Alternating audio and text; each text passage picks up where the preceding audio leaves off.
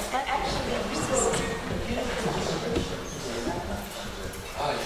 I read your comment? You mean? In the paper. Oh, in the paper. Sorry. Thank you so much. Well, I'd like to welcome everybody. Give yourselves a hand for being here. Yeah.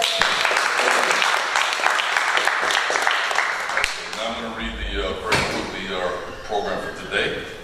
Song and poetry jam against police brutality and mass incarceration. Black Lives Matter, Latino Lives Matter, Native Lives Matter. And that's because all oppressed people, we have to speak out for them.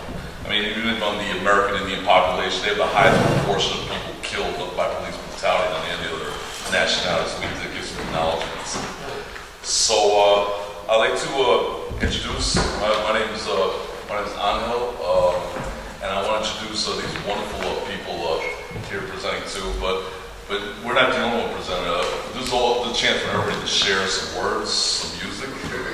To my left here is Raúl Dufflar, Brothers Rising Poetry Collective, founder and artistic director.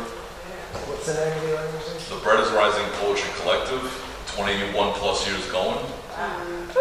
And to my left is Professor Luci. You're right. Yes. You're right. Then Luci's, I want to insult Luci, she be my extreme right.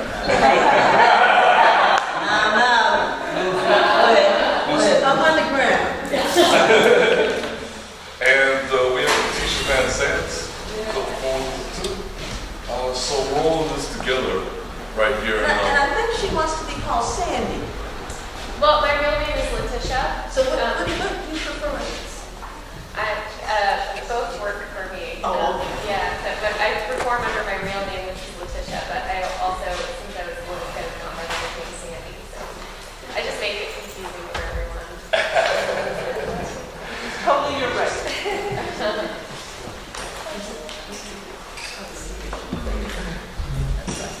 So we were talking, we had an idea, and please correct me if I'm mistaken, we want to give everybody a chance in the circle. You notice we set up this beautiful circle right here. Definitely more power in the circle. And while you have a chance here, take a chance to, when you're done, or just while you're sitting on these beautiful posters around here. There's some really, really amazing work. And we're in the right place to have this, because remember, poetry and music have always been central to struggle. We always have to find our place as cultural workers to really express ourselves in protests and create the world we want to see. So I'm not sure, I know Luci has some beautiful clothes. I want to give her a chance to say before we go around the circle. Okay. And I thought we should probably do our presentations first. Absolutely. Since they're calling us for leadership. Yes. And well, in 2014, was in some demonstrations outside of the Department of Justice, asking for the Department of Justice to step in and to pressure departments of police or city governments that were failing to indict police for shooting unarmed civilians. We had a protest outside of the Department of Justice in Washington, D.C., which was organized by Marsha Coleman Adebayo, who is a whistleblower, has a well-known book that's in public libraries on her issues with the Environmental Protection Agency, which was covering up U.S. corporate mining in South Africa and endangering the lives of vanadium miners.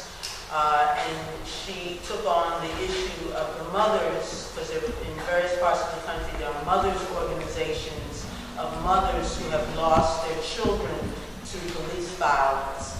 And we were demonstrating outside. And from New York came the Peace Poets, who you may have seen on YouTube, getting everybody to do this little chant at pickets and demonstrations.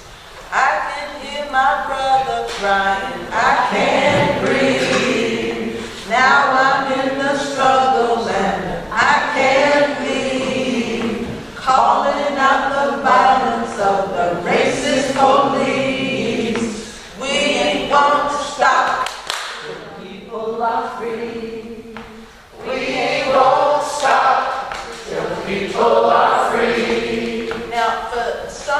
simple. We decided to, because this is folk music and we can change lyrics. We won't stop till we get justice done.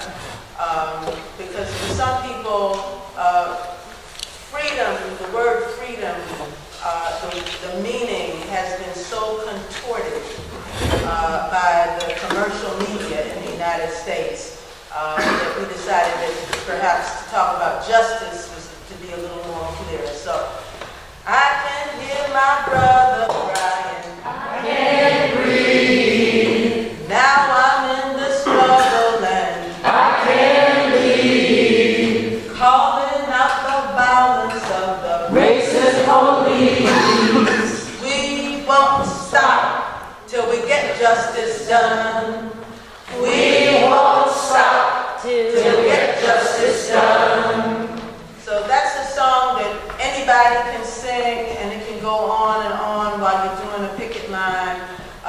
We also reached back to Ella's song.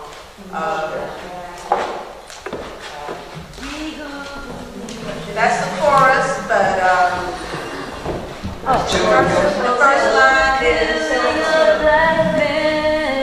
black mother's sons is as important as the killing of white men. White mother's sons. Let's do that again. Until the killing of black men, black mother's sons is as important as the killing of white men. White mother's sons. Everybody try to do that first verse. Until the killing of black men, black mother's sons is as important as the killing of white men. White mother's sons, we do believe in freedom, cannot rest, cannot rest. We do believe in freedom, cannot rest until it comes. We do believe in freedom, cannot rest, cannot rest. We do believe in freedom, cannot rest until it comes. Let's try justice. We do believe in justice, cannot rest, cannot rest. We do believe in justice, cannot rest until it comes. We do believe in justice, cannot rest, cannot rest. We do believe in justice, cannot rest until it comes. Okay, let us widen the circle, and I have a feeling that people know all the verses, and we get around and we can leave this in all the verses. Widen the circle, the circle is going to be unbroken. Everybody in, nobody out.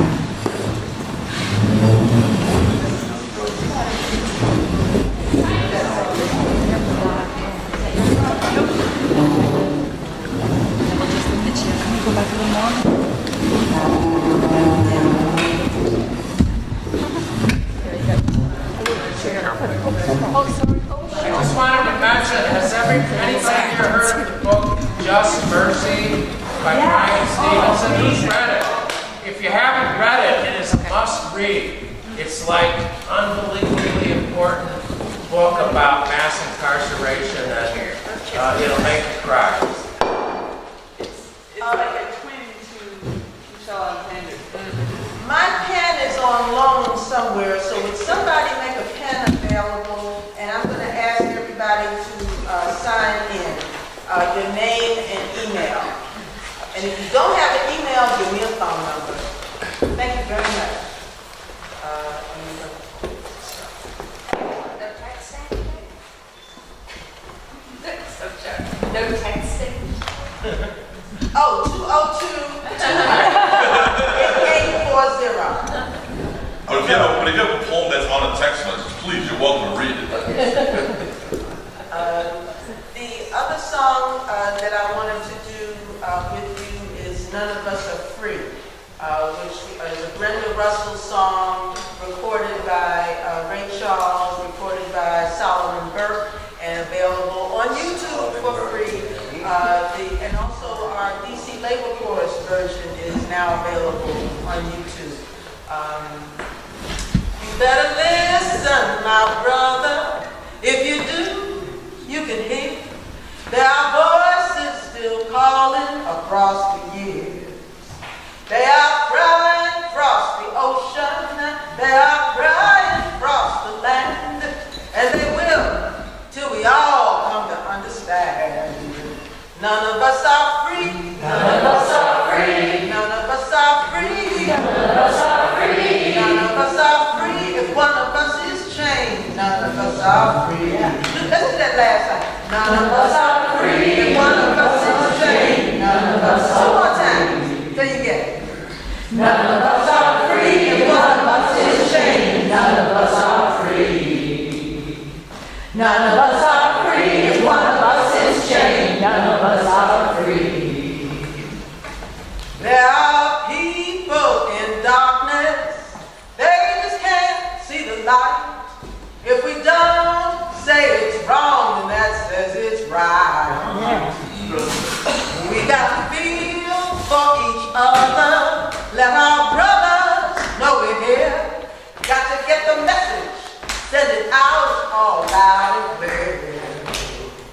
None of us are free. None of us are free. None of us are free. None of us are free. None of us are free. If one of us is chained, none of us are free.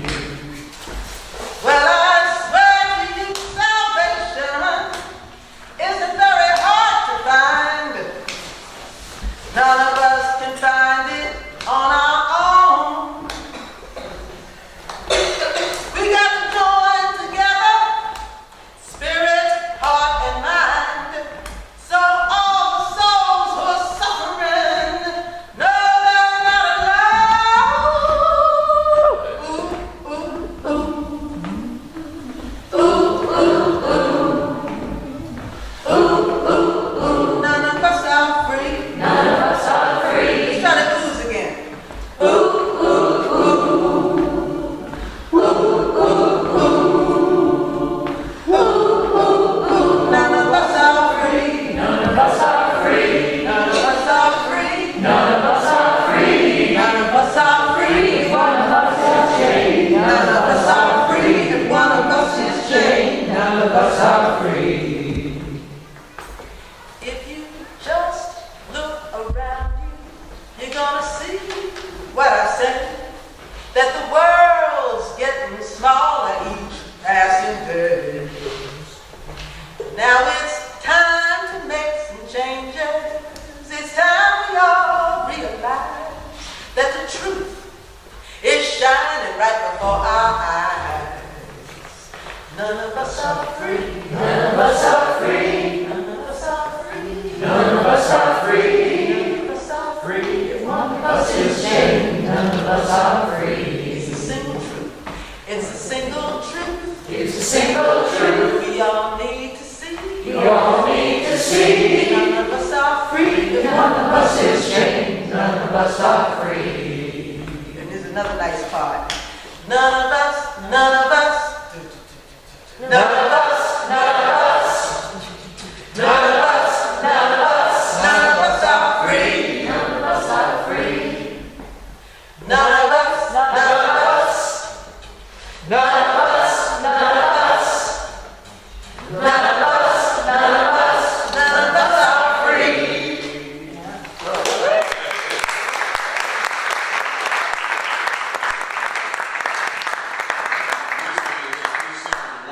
Cool breeze, so the spirits of the ants are very happy with you. Yes. Gracias, Ángel. Allow it. Let's see. One more time for Luci Murphy.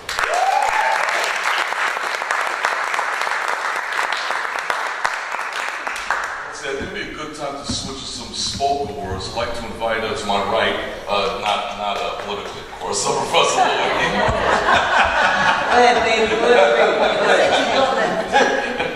My other left. gotta stand up, I'm sorry.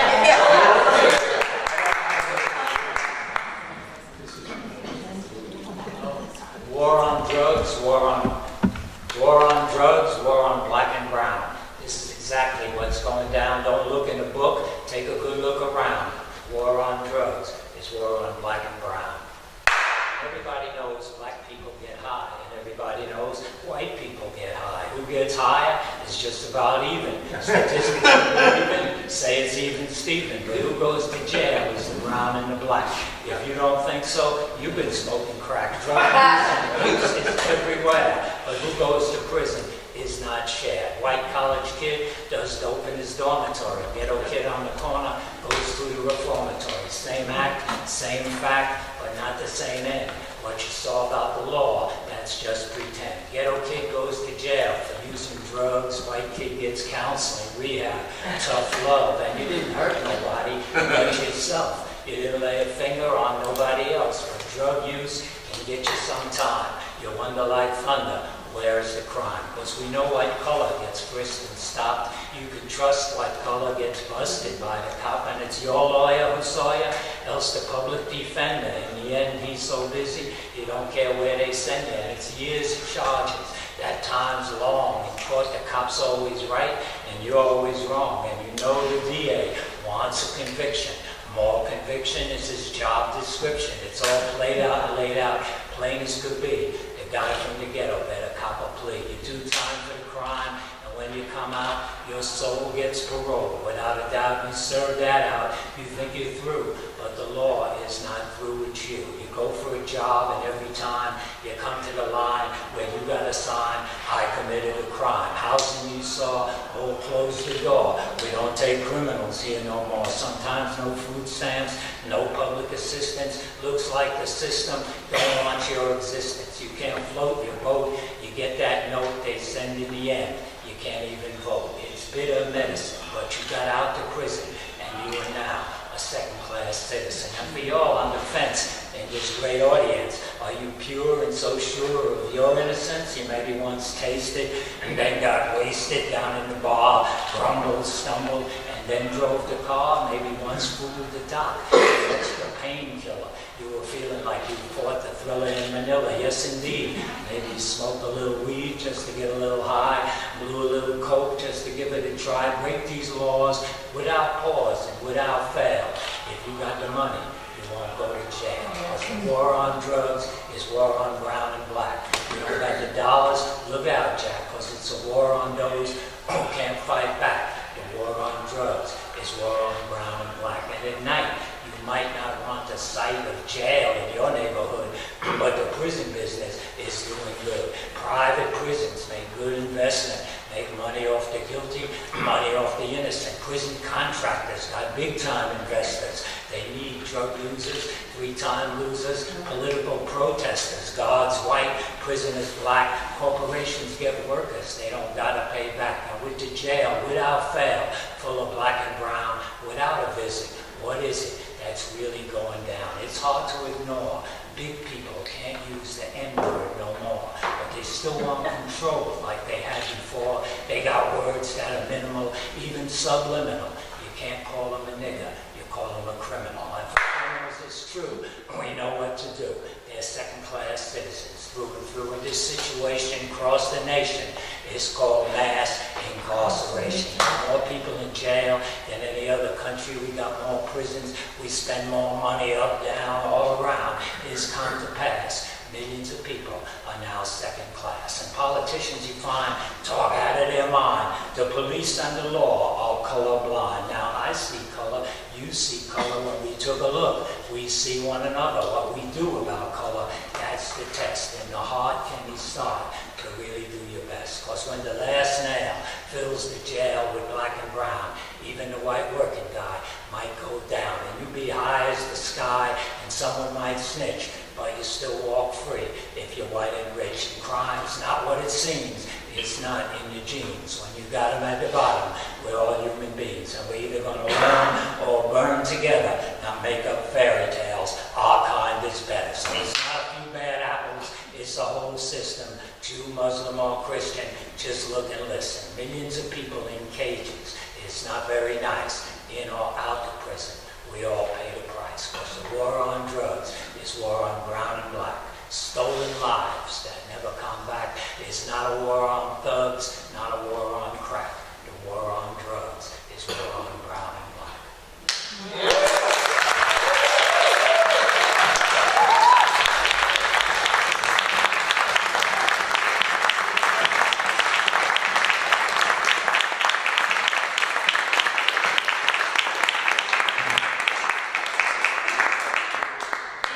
Like how that makes you think. What was that? I said, I like how that makes you think. It's not necessarily just preaching to the converted. Love that. Love that. Love that. One more time, Professor Louis. One more time.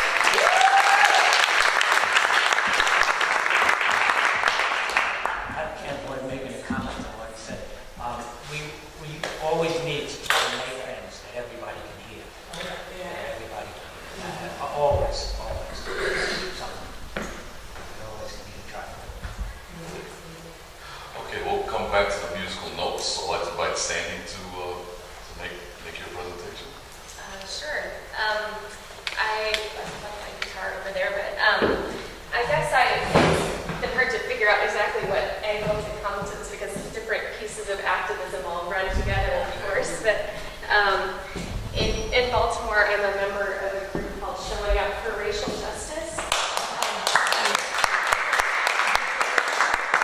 Some of you have heard about it, but it's an organization that we live in a white supremacist country, and so as white people, we have a certain relationship and responsibility to take responsibility and change that, but not in a way that's being cavalier and just going off and doing our own thing, but trying to do it in a way that's listening and informed by the organizing that's done by people of color. And so I, as a person who really was challenged by trying to examine my own white privilege and what that really meant for my life, for a long time I was very caught in a sense of, have you ever heard the term paralysis by analysis? Yeah. Of kind of feeling like whatever I did would ruin everything. And this organization and lots of other things have helped me to realize there's a way that we can all continue to learn about our history and to really confront the difficult things about our country and in our spirits and our hearts, but also to move forward with an attitude that we can contribute and learn from the mistakes that we make along the way. So showing up for racial justice, the name is showing up, and part of the idea is to show up. So in Baltimore, some of what that has meant is for instance, there's a group that's led by people of color that's called Leaders of a Beautiful Struggle, and a whole coalition of organizations working on reforming the Law Enforcement Officers' Bill of Rights, which is one of the main mechanisms legally that keeps police from being held accountable for brutality. So we show up when we're asked to lobby on those things. There's a family that's the family of Tyrone West, who was murdered by police about 2 years ago. Has been leading a weekly protest to call attention to the lack of accountability that they've been fighting for many years. So that's one of the things that people show up to. So I will. Those are just a few of the things, but I wanted to share that as something that's been an opening for me. So, and the song, I read the song in 2008. I was working for the Obama campaign in Detroit, Michigan, and I was partnered with a guy who was a 300-pound black man, and we were kind of going and knocking on doors, and people had this idea and would approach me as though, oh my gosh, you as a white woman must be so vulnerable in these neighborhoods. But then what I observed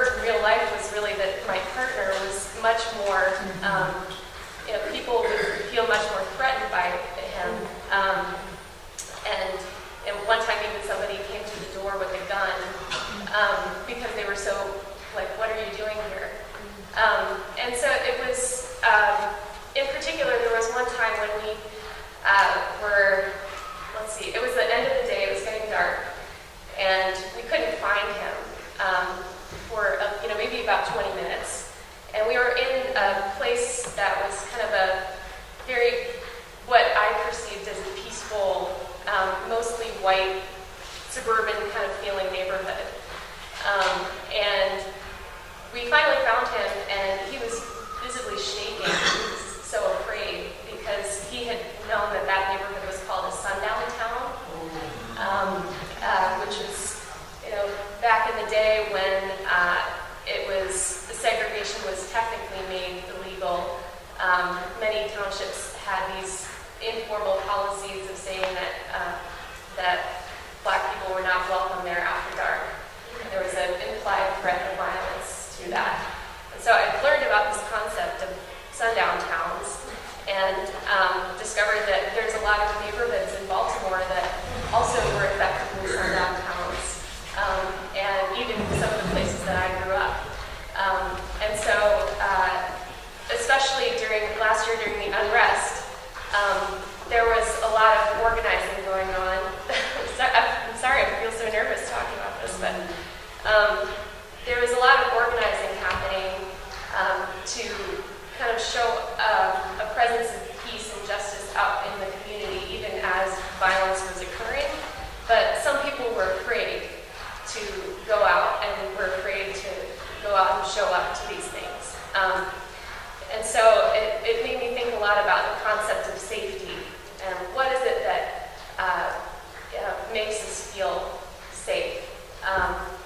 And the feeling of wanting to feel safe is very natural. We all want our families and ourselves to be safe.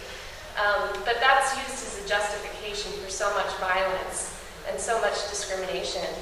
And so this is, I wrote this song kind of as a wanting to encourage us to question where those notions of safety really come from, particularly for people like me who are white and grew up in segregated areas. So this song's called Sundown Town.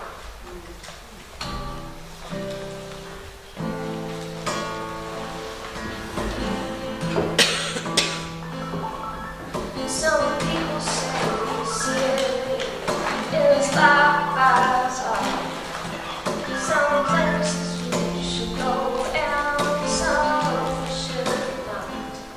Let your nightmares guide footsteps. Let your fear down there. Oh, let us say sorry. With your gun against your back. It's a sign.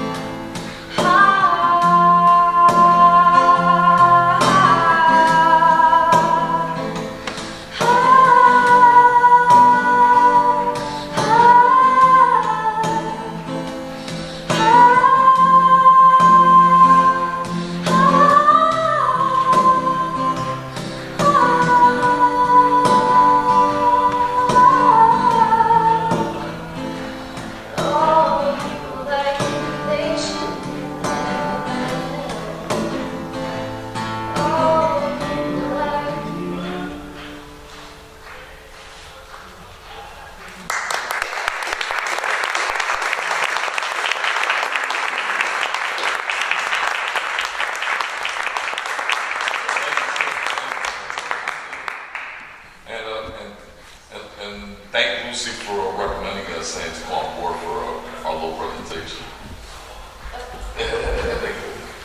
Yeah, this is Luci that can bring on board, so just thought you should know. Sandy gave me a ride here too. So. Are you saying there's graft involved? What did Carlos say? No, it's me. I said, are you saying that there was graft involved? We won't say that. More like skin graft. Anyway, so I was asked by Luci to read this before the description presentation, but I'll integrate it with my own words. So I'll say this right now. From Eleanor Bumpurs to Amadou Diallo to Baez to Ferguson to Baltimore to Elsipogtog First Nation. That's the nation that's been battling the stealing of their land over in New Brunswick, Canada. Words and music are powerful in the struggle against police brutality and its evil twin, mass incarceration. We will come together to witness and learn and perform new songs of freedom and struggle. Come share words and music for standing up to police brutality and mass incarceration. And in that spirit, what I just wanted to say briefly as well is that in the Baez Rising Poetry Collective, we work with the People's Organization for Progress, which has always been very welcoming place for us to perform poetry at many of their rallies against police brutality since Newark, New Jersey has seen so many struggles against it over the past couple of decades. Since the 33 years POP, our acronyms have been together. And for example, last year POP organized the Million People's March against police brutality and economic injustice. And definitely we have to connect those two, as Professor Lou was pointing out, just that connection of who gets affected by police brutality, mass incarceration.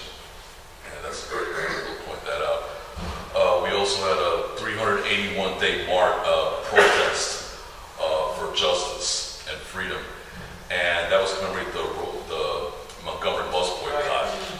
So it was 381 days in front of the Lincoln Monument, even on Christmas Day, just stand up for justice. And you need struggles like that, and there definitely needs to be space open for cultural participation. So organizations, many of them can be very open to that. If you find one that's open to including culture work, definitely hook up with them and definitely make your impact there.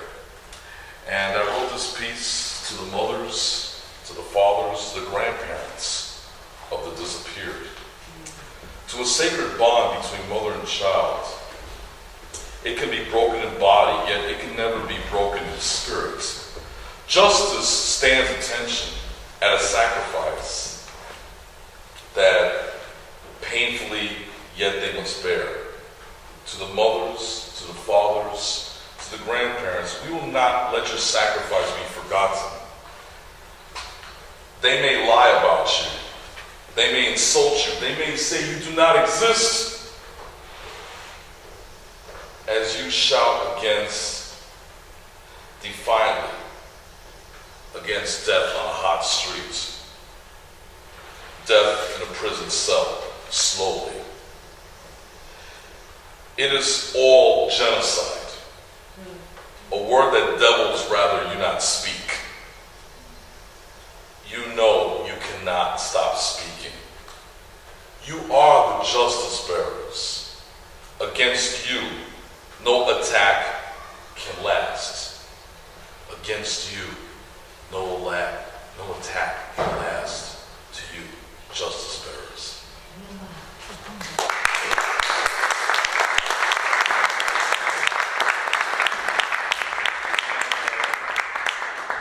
Dufflar. Definitely been an active President Pop with his words and his wisdom, and I'd like to invite him to. Well, that is true. This marks my 50th year in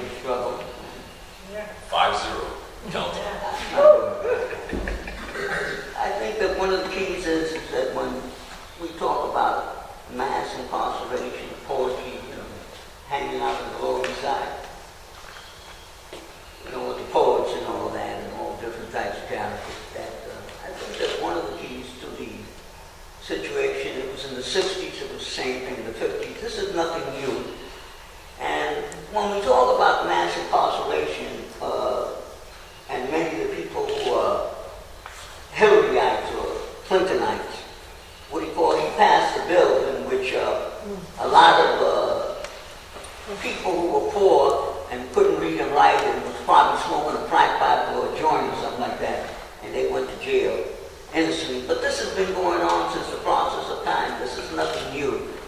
To my friends and brothers and sisters and enemies, whatever, that this is nothing new. So we're not going to get that into the light. This is something that's been going on constantly, just like in his poem says that people don't want to recognize people because people refuses to and tune themselves to the universal order of harmony. They prefer to be closed up and believe that they are divine or whatever it is. They accuse other philosophical points of view. We're human, just like we're in a circle. And we're supposed to be in tune to that universal as brothers and sisters, regardless of what tribe we come from or what other tribe. But, and the essence of that this is nothing new in the light. They've been arresting people, I remember since when I was in high school. I had a friend that graduated from high school, and I went on to college, and he, I don't know what happened to him, I found out that he was lost. He died of an overdose a week later from graduating from high school, an academic high school. He was a beautiful person, but I didn't even know that, but just to say that all these isms that exist here, it started when the settlers came here and stole the land from the original people. I just want to get that clear. So this is nothing new in the life, I'll just say that to you. But I prefer to express myself in a poem that I wrote to a beautiful Puerto Rican poet by the name of Julia Burgos that died sensibly in Spanish Harlem in 1953. She died, and they had her in Potter's Field for many years until the government of Puerto Rico finally got the nerve to reclaim her body and give her a proper burial at the National Hero Cemetery in Puerto Rico. And I just wanted to say that we have to attune ourselves in our struggle. And this is another thing too about that I know this, anybody in general, that when we're in a prison of nations, even the people that believe that they're in the motherland and they're not oppressed, and they're away in suburbia, they're in a way and they're shiny, and they can be neurotic or whatever they want to be into, they're more prisoners than me. Because I can walk the earth and I'm free. That's right. There's some people that are so imprisoned that they're scared when they look at your face, they go, huh? Yeah. So I just want to say that we have to free ourselves. And I'm talking about if we believe in a democratic form, not no foolish form, or that fake belief, make believe that we have here of American fascism, and they smile in your face and they just kill the innocent people who are ignorant. They can't see. And why are they ignorant? Because they don't teach them. Miseducation. They lack the knowledge of themselves. But many people here do. I mean, when we look at statistics, and many of the people that were working in factories that never graduated from high school, and they believed that they were special than everybody.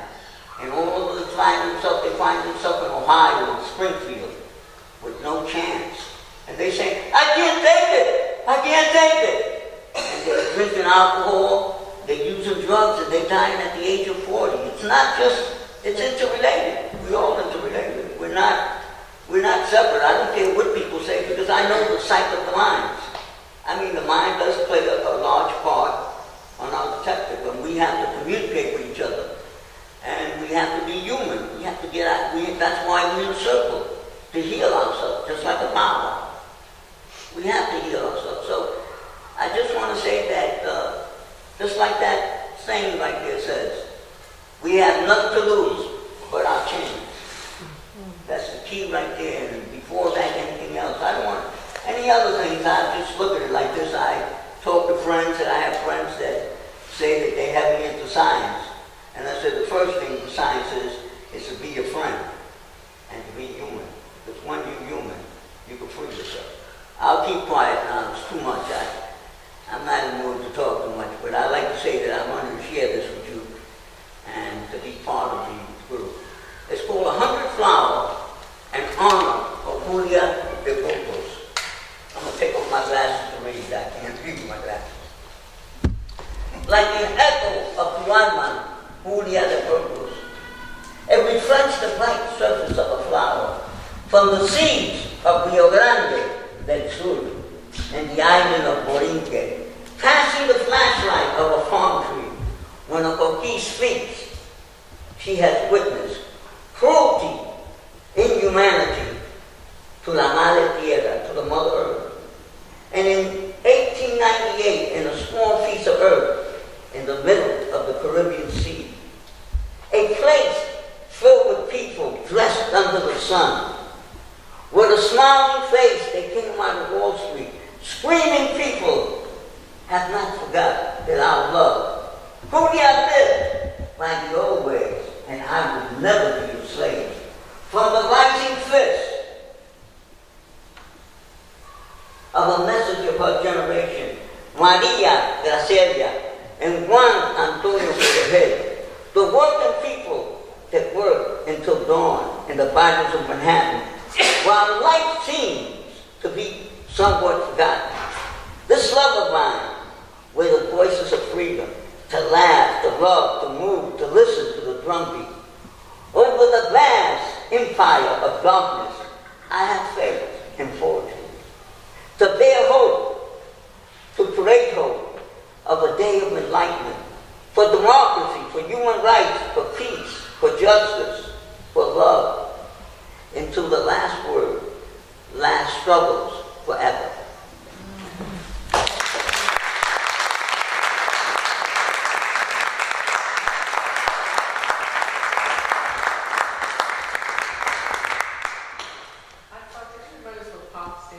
People's Organization for Progress.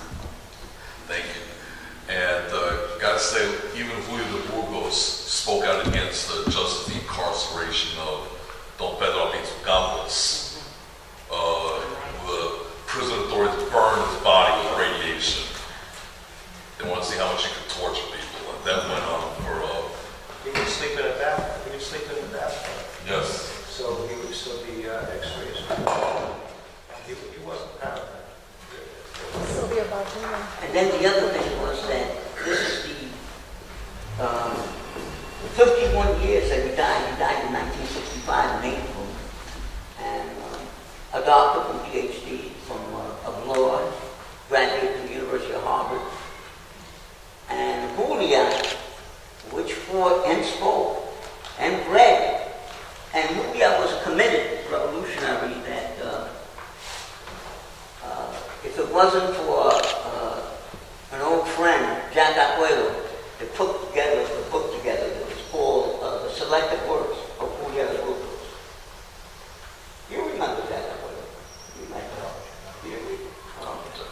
Oh, Professor Julio. Oh, Professor, you knew him, right? Yeah, I know who you did. So I'm saying that she was a hell of a woman liberationist. It's a line that I remember. She said, "I don't belong to nobody, I belong to myself." She was a heavy in that essence, so I could say that in relation to that,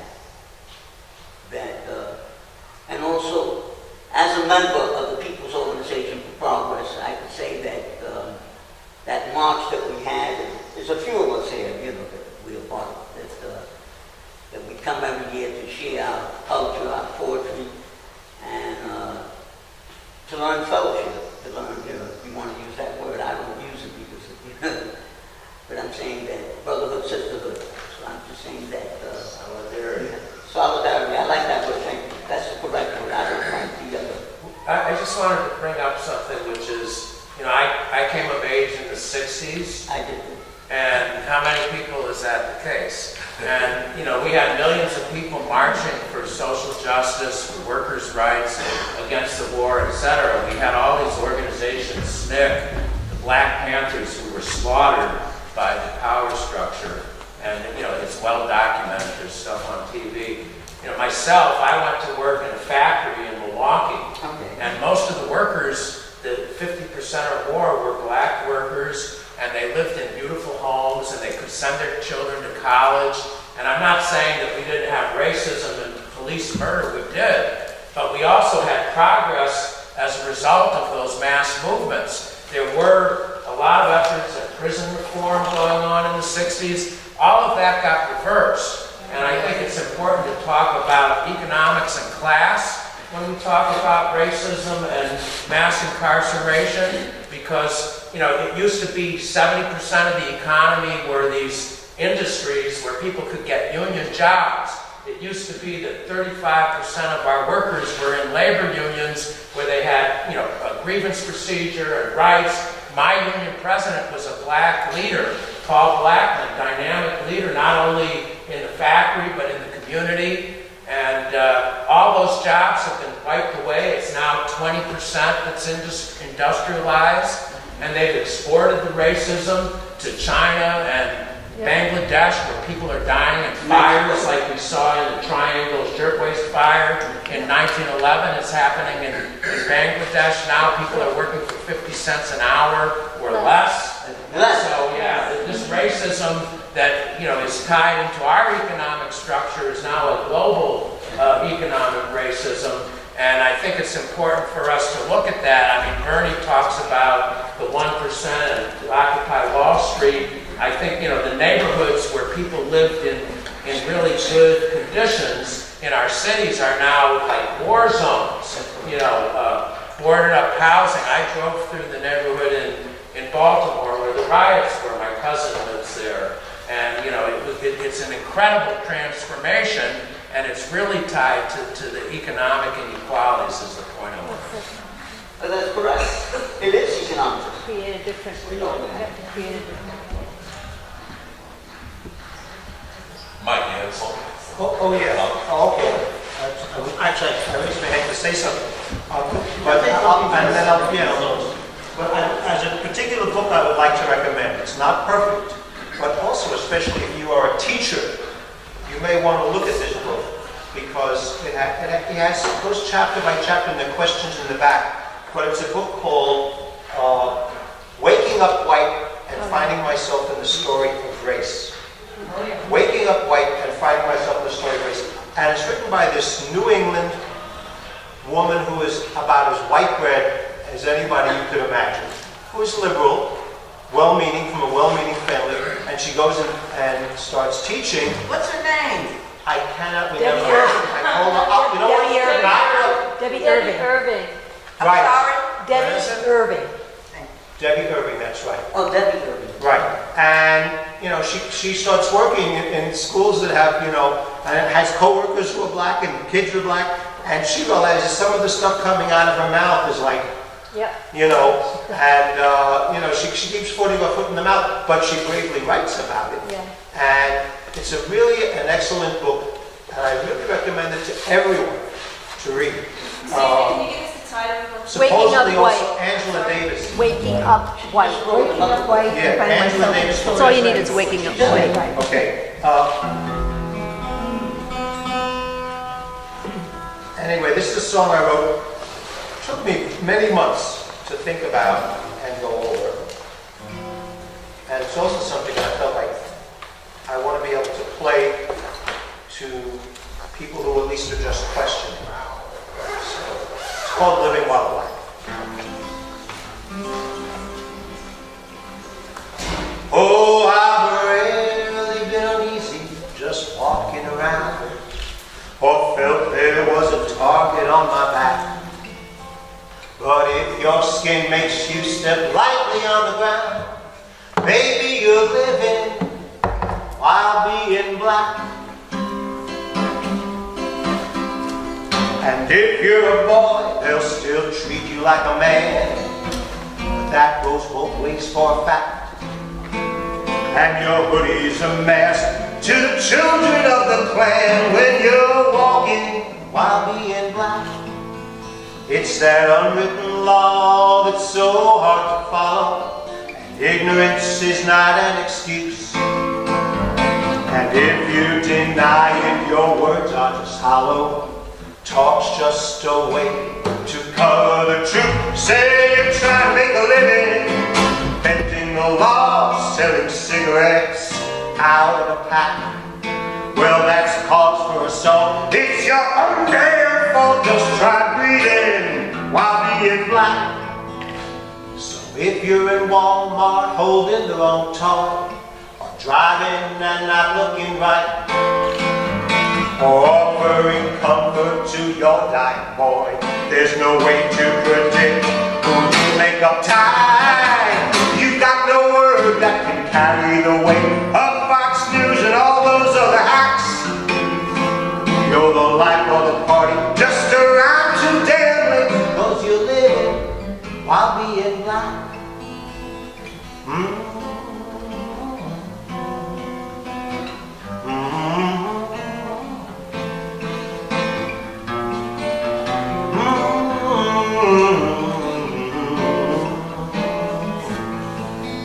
It's that unwritten law that's so hard to follow, and just keeping that always in mind, that would make me enraged, always stuck on one page. Is that justice or just us, who's deaf, dumb, and blind? Oh, I've rarely been uneasy just walking around, or felt there was a target on my back. But if they toss you a life jacket after you drown, maybe you're living while being black.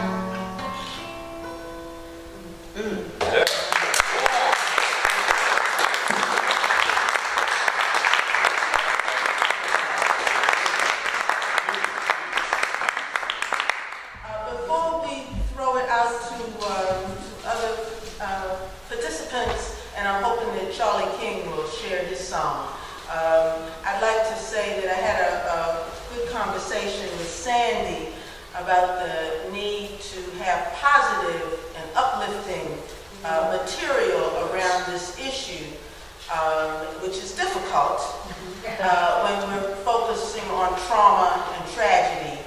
But we have to remember that the situation we have is a result of disinvestment in our youth.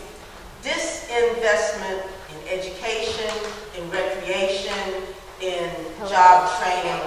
And there are organizations of brilliant black youth who have organized themselves to uplift the situation. One is an organization in Washington, D.C. called Words, Beats, and Life, which is a literacy organization disguised as a hip-hop phenomenon. And they put out an academic journal on hip-hop, which I will pass all around. Their website is wblinc.org. They've actually been tapped by the State Department to do hip-hop workshops in other countries.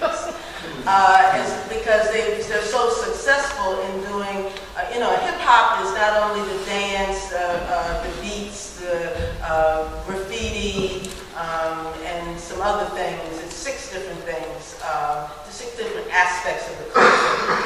But it means, in order to make a video, you have to write a script. And in order to write a script, you have to learn to read and write.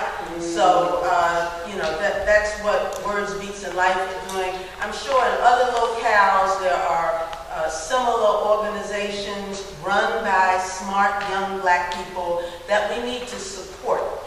And so we need to focus on reinvesting in the disinvested. With that, I will leave it to Ángel to conduct the But the point you're making is, if all we're playing is the songs from the 30s and the 40s, we need to get in step with the culture of today, right? Isn't that what you're getting at? That is. I think that we have to incorporate, or I think that we have, it has to be in the collective book. Many of the forms, the struggle of the 30s are historical, okay? This is something that workers' compensation, Social Security, and many things came about, housing authority. But we also have to deal with an upstage. We just can't live in a cloud. We have to come down. We have to use our scientific mind and apply it to the most simplest form to acquire it. A lot of the hip-hop people, but hip-hop, remember, was always around. This is, this was always around with the jazz musicians that were singing, So this is nothing new, but I'm saying that we do have to incorporate. I love those songs, Hammer Hammer and all these. We have to, a lot of the young people have to learn about Johnson White. You know, Leadbelly. They have to learn about this, but you know, we have to upgrade. Yes. Has anyone heard of vocabulary, or has anyone used it in the classroom? Vocabulary? Vocabulary. No, educate us. It is, I believe, a group of people who live in, or it comes out of Brooklyn, and they do lessons in rap format. And so they grab the vocabulary out, and so they do all of these incredibly teachable things that are from a very holistic approach. And using spoken word as the way to get the message across.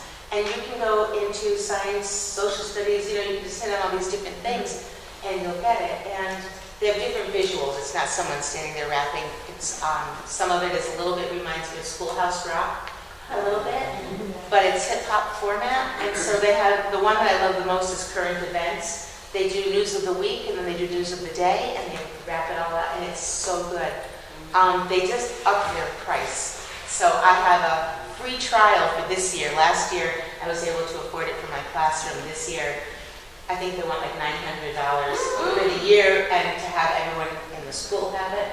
They're not breaking it down like they used to, so one teacher could have it because, you know, what we do is we pass the password around and everybody has it, whatever, and, you know. So I wasn't able to get it this year. But I'm not sure if that's part of their pricing in general. I'm not sure why that changed. So it might be more accessible than I'm telling you. But it's phenomenal. It's great. And I found it by accident. But it's flowcabulary instead of vocabulary. So flowcabulary.com. Okay, yeah. Yeah, it's okay to share a song. Please. That's what we're here for.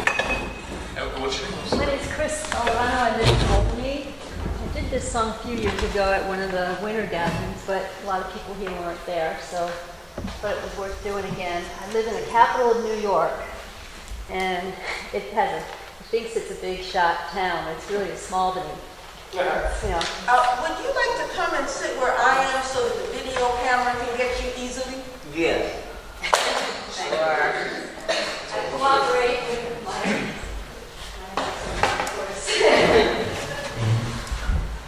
Plays well with others. I play well with others most of the time, to be honest. It's called Long Road Home, and there is a chorus. Chris Olano.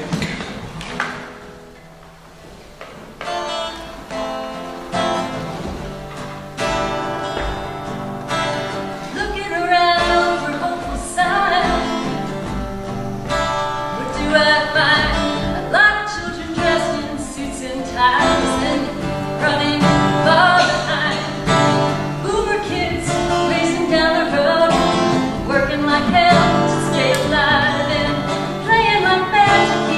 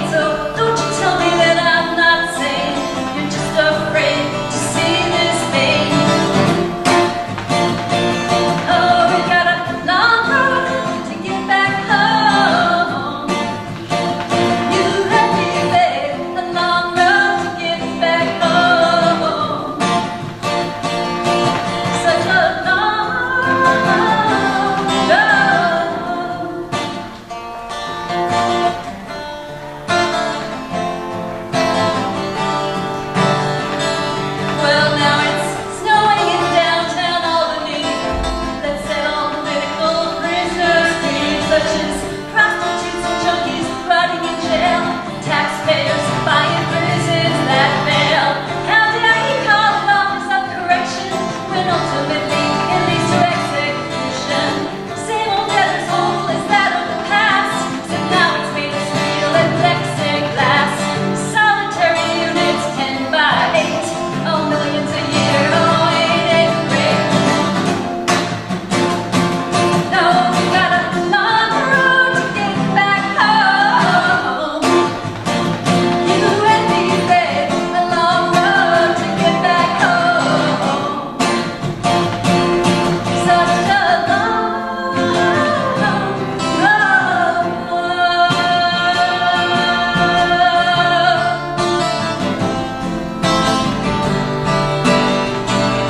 Get back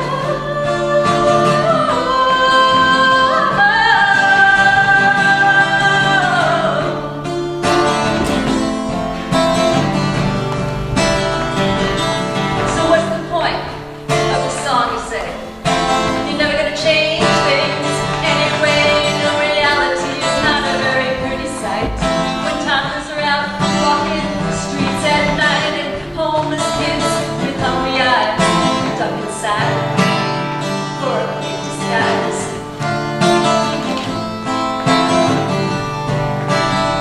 Let's sing, light a fire in your downtown, passing long stories about the truth you found. Bring out your poems, your dreams and your songs, connect with one another and dance till dawn. And find the heartbeat of your neighborhood and open your eyes, all that's good for you. 'Cause we've all got such a long road to get back home. Let's go together, yeah, long road to get back home. Sing with me. Let's start out on that long road and build us a new home. Build us a new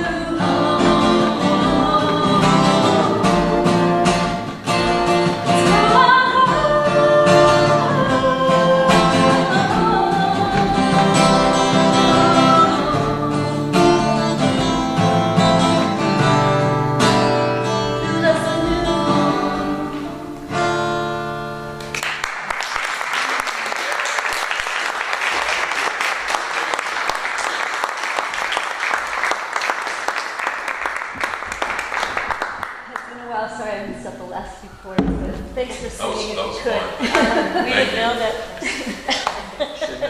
Oh, well. Some structure about how we're going to do this? I'm sorry? Can you give some structure about how we're going to, in the last 20 minutes or so, pick who's going to get to? Whoever's been so, whoever's been inspired can definitely come on up. But if there are any, who wants to come on next to the plate? How many people want to do that? Yeah. Yeah, just want to Go get ahead. the show of hands. Okay. Go ahead, share something. Come on. And there was a hand over here. That was you. You come up next. My name is Mia. I'm also from Albany, even though Chris is so old. Please speak louder. My name is Mia. I'm also from Albany, New York. And after Amadou Diallo was killed, I wrote a poem for my late husband. I haven't been able to find it. I'm hoping I'll find it by the next gathering. So I sort of tried to recreate it. This needs work, and then I'll shut up and just read it. We had walked up a hill to a neighborhood on the outskirts of the city. You wanted to leave. You weren't comfortable. People might wonder why you were there, knowing you didn't belong. If I'd taken in what you said, I'd have had to share your pain. And how could I have protected you from others' fears, assumptions, and disdain? If you had been there and the police had been near, could I have kept you safe? If they'd drawn their guns, fearing, or so they'd claim that you were dangerous, my white privilege, my Russian name, wouldn't have protected you, nor kept you safe or alive. And now, years since you died, all the stories and deaths and lives from Amadou Diallo to Teddy Gray, the police have killed in the war against dark women and men. I understand a small part of why you wanted to leave that hill back then.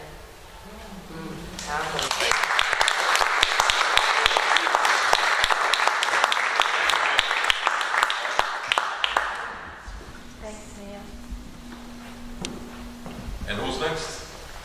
Okay, Willie, and then Sandy, and then Sophie. Oh, Charlie. Okay, sure.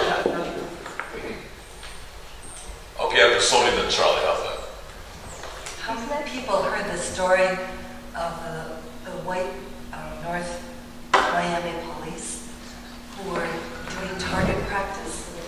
Oh, Yeah, they took photos of men who had been incarcerated and put them on the targets. And so the way it got revealed is a woman who was doing target practice because she was part of the National Guard. And she is just incredible. She was there, and she was the police had just left, and they had left up the photos, and she said, "Oh my God, that's my brother." So she went to the news and got the word out. And a group of Lutherans, and the reason I heard this story is, Suzanne, in our area, Amherst, one of the this is about solidarity. A Lutheran minister said, "Okay, we're going to send in our photos. Use me instead." Was the campaign. It's very powerful. So I found out what are the words that Lutherans use. And so the chorus is, "Use me, Lord," and that's a phrase of that religion. Thank you. Let's see if I can. So there'll be a chorus we can do. So this is to honor Valerie's courage in just standing up. Use me, Lord, show me how to bring the light. You are here, I understand. Use me, Lord, now and forever. God's work is in our hands. So I'd like to teach that so we can do it together. Use me, Lord, show me how to bring the light. Try that. Use me, Lord, show me how to bring the light. If you are here, I understand. You are here, I understand. Use me, Lord, now and forever. Use me, Lord, now and forever. God's work is in our hands. God's work is in our hands. So this is honoring Valerie Dent. Sergeant Dent went to target practice. North Miami police just had a turn. When she looked at a photo they'd been shooting at, what she saw made her soul burn. She said, "I am the National Guard sergeant. I just want you to know you can't be shooting at the photos of real black men. That's my brother and I love him so. Use me, Lord. Use me, Lord. Show me how to bring the light. You are here. I understand. Use me, Lord. Use me, Lord. Now and forever. God's word is in our hands. I recognize that look of defiant hope that no bullet hole can erase. The tattered photo in my hand is my own brother's face. Police pointed guns at the photos and filled them full of lead. Then pastors learned of these goings on. They said, "Use me instead." Use me, Lord, show me how to bring the light. You are here, I understand. Use me, Lord, now and forever. God's word is in our hands. Yes, pastors sent their photos, and they let this story be heard. If someone's gonna sit in the target spot, let the Lord have the last word. If your parents taught you raise hatred, resist it, daughters and sons. We're all part of the tree of life, and a new day has begun. Use me, Lord. Use me, Lord. Show me how to bring the light. You are here, I understand. Use me, Lord, now and forever. God's word is in our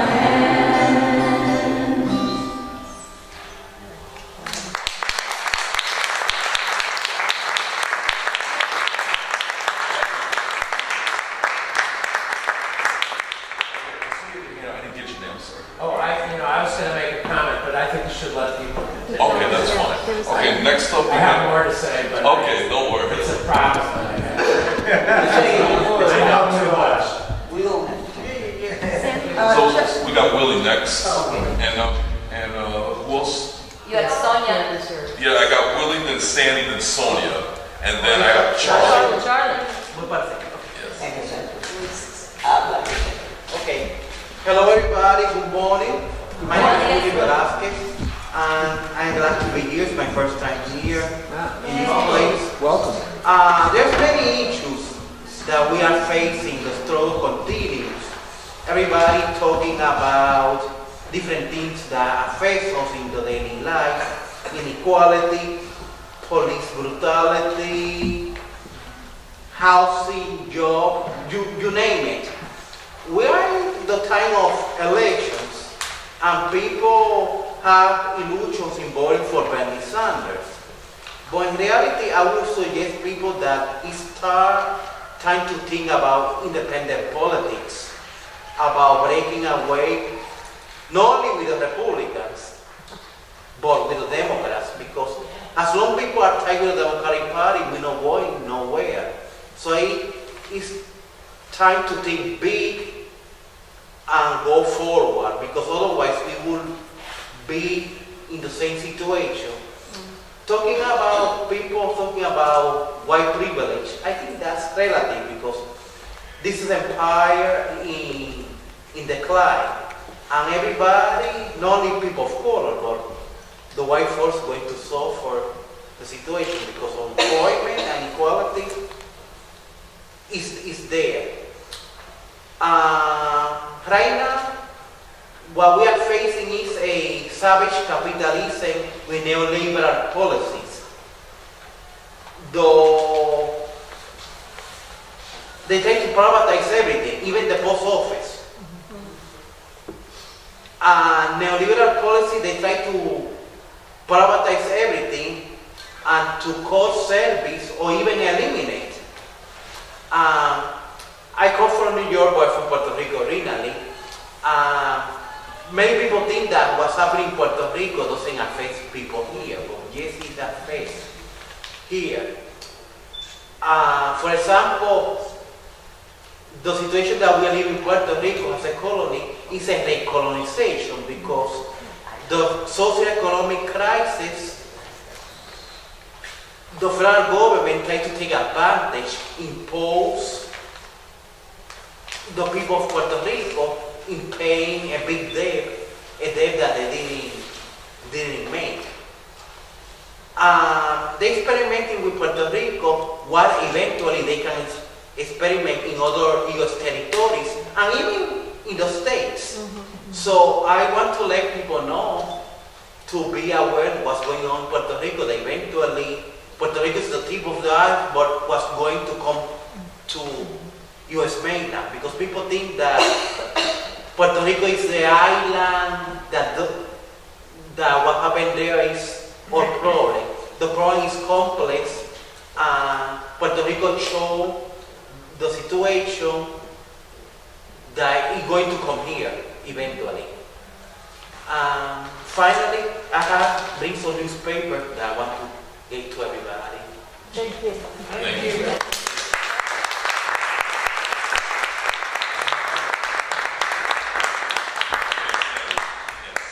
I'm Sandy Pliskin. This was written with lyrics to This Land Is Your Land, but I'm going to try it as spoken word, see how it goes. Tamir Rice paid the price. It wasn't a real gun, just a toy device. To Black Lives Matter when childhood shattered. Was this land made for you and me? From Tamir Rice to Sandra Bland to Black Lives Matter across our land. Every 28 hours, another life devoured. Was this land made for you and me? From Fred Hampton to Trayvon Martin, say their names, a movement started. From the Panthers in the 60s to our modern day cities. Was this land made for you and me? Thank you.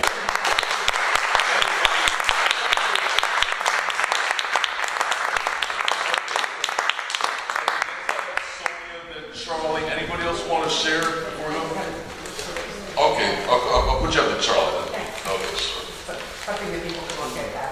Sure. Anybody else? Oh, okay. Yes, Sonia's next, yes. Do it.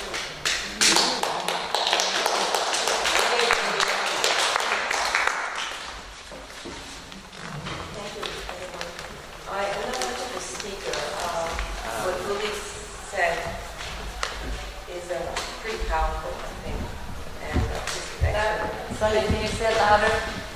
Yeah, what he said about Puerto Rico and what's happening there and how it's going to come over here, I think there's a lot to that.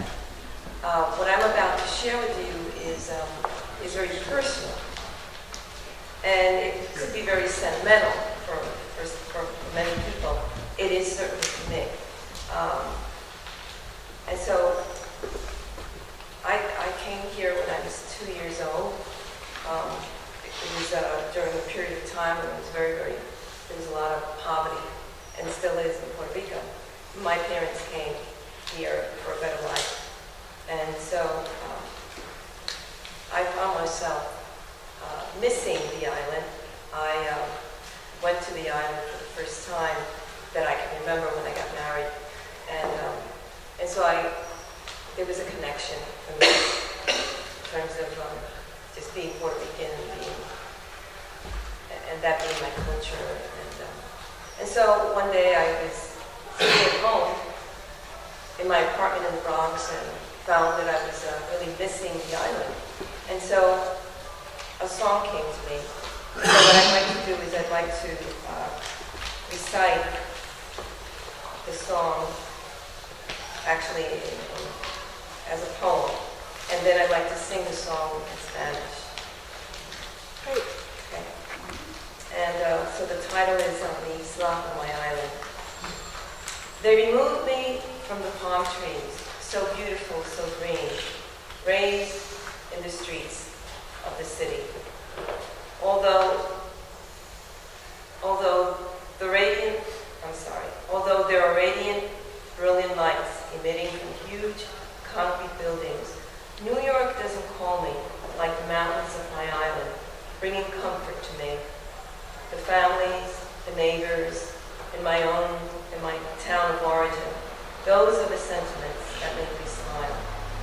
The guitars, the guido, the cookies, the bomba, the plena bring pleasure and life. The salsa I dance and enjoy in New York. The city doesn't call me like the mountains of my island, bringing joy and happiness. Puerto Rico, I miss it so. I miss it so.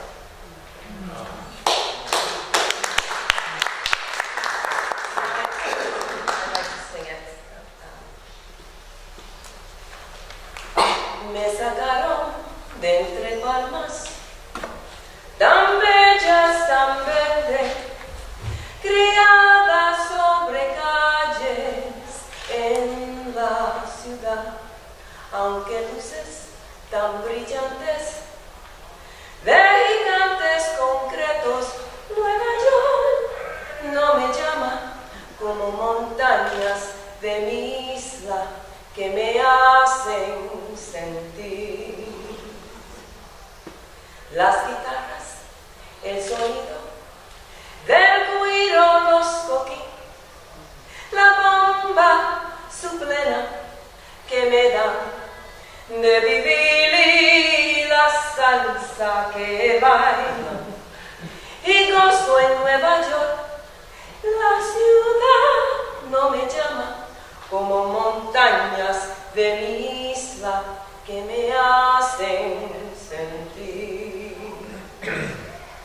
Las familias, amistades de mi pueblo en que nací son los sentimientos de mi isla que me hacen sonreír. Puerto Rico me hace falta mi Puerto Rico y Puerto Rico me hace falta mi isla bella, me hace falta mi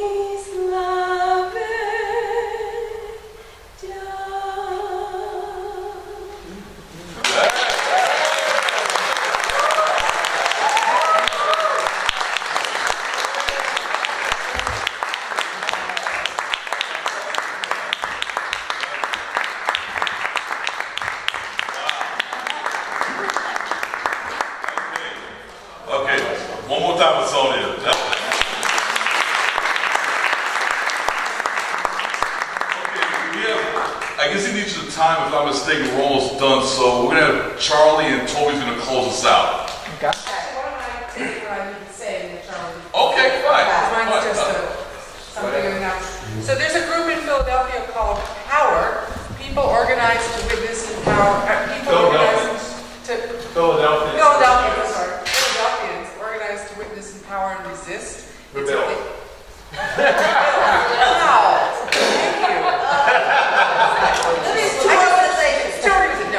It's got a lot of, it does do a lot of resistance, but it's an interfaith group of churches, synagogues, and mosques. And one thing I want to just put into the circle is the newest group of people that are really up in the forefront of being targeted, and those are our Muslim brothers and sisters. In Philadelphia, there was a mosque where there was people threw pig's blood on it. So this group also did a lot, but it's done a lot of things around education. We're talking about education, making sure that there's more funding for education. I want to just, the announcement really is that there was an incredible event. It was called The 7 Last Words. And they did an event, and they had 7 preachers and students and do sermons around the 7 last words of Jesus, but the young men and women who have been murdered in this country, and they each did a sermon around that. So what I just wanted to announce is that you can go to the Power website and they take the whole thing. It's one of the there. So just for your, that's another group of people that is really active. What is the link of the Power website? Power.org. Oh. Okay. Power Philadelphia? I was trying to find it. Wait, say it again? Just kidding. PowerPhiladelphia.org. Philadelphians empowered to witness, and people organized to witness in power. Philadelphians organized to witness and power and rebuild. Rebuild. Thank you. Olympics organizations get together. Yes. We'll get together sometime too. Thank you, that's all I was going to say. Okay. Okay, but before we go finish with Charles' presentation, a big hand to the presenter.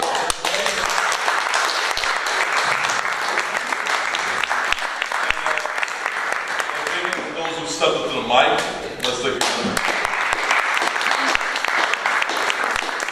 And for all of you just sitting, listening, and sharing.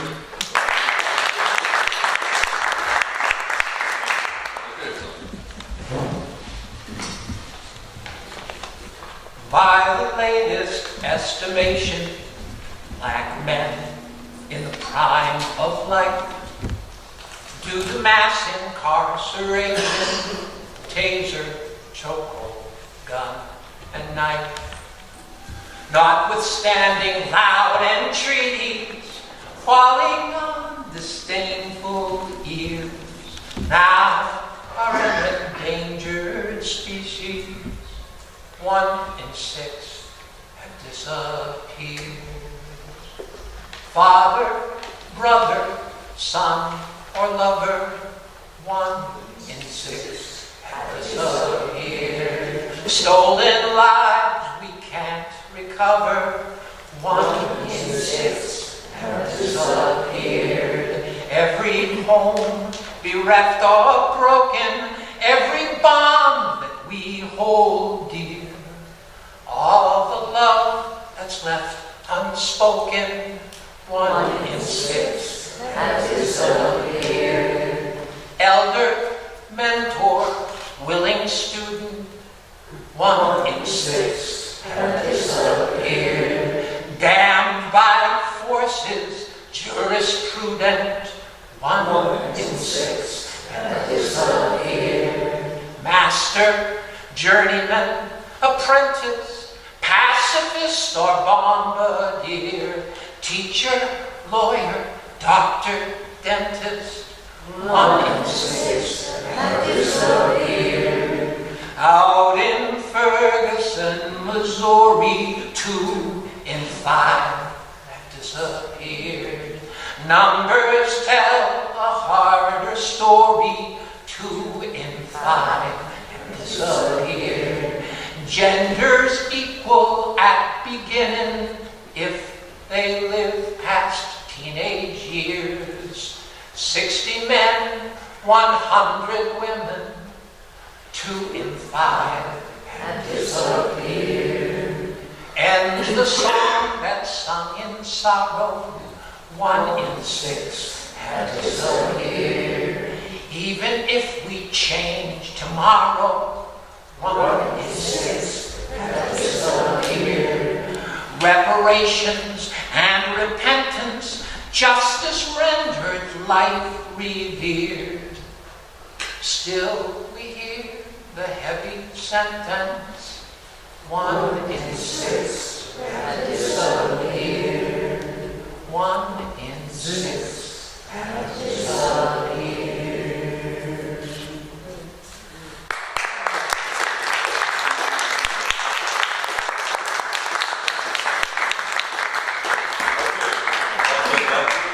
Yeah, I just wanted to say that it was so beautiful to share. I love your work, Mike. That was really beautiful. That's from the heart. I love it. I love what they call soul. Alma.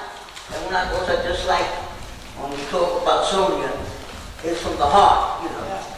It's from the soul. Alma. You know, I relate to that, you know. Just like my mother used to make, she used to boil some chicken wings and make broth out of it. Make chicken soup when I used to be sick. So I'll say this, it's somewhat similar. And I want to say that it was an experience, Professor, with your permission, Louis, and Bumpurs. I'm still young, so I'll keep going. I'll read this out. So I wanted to say that we say, and the People's Organization for Progress, power to the people. And we ended from there. Peace and love.